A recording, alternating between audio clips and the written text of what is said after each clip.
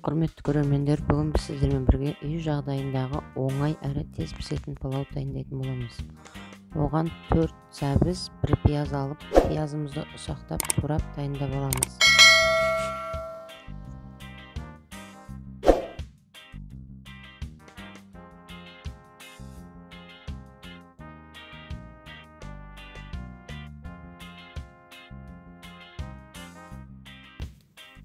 Пиязымызды турап дайындап болғаннан кейін сәбізді де майдалап турап аламыз.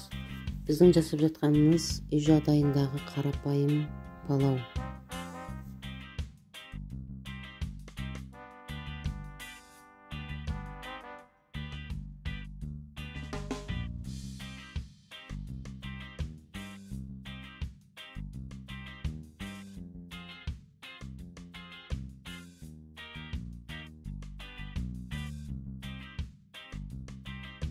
Міне біздің жарты кило ет, сәбіз, пиязымыз дайын тұр.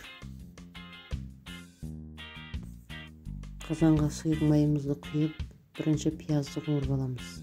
Пияз қып-қызыл болып қуырылып болғаннан кейін артынан етті қуырып, еттің үстінен сәбізді салып кішкене қуырып аламыз. Одан кейін 1 кесе су құямыз.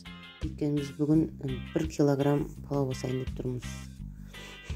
Күрішімізді тазалап жуып, қайнап тұрған сорпаға салып, бетін өстіп, тегістеп қоямыз. Тұзын, дәміне қарай приправа, зира, әркім өз таңдауы бойынша қоса бересіздер. Мінекей біздің тағамымыз дайын.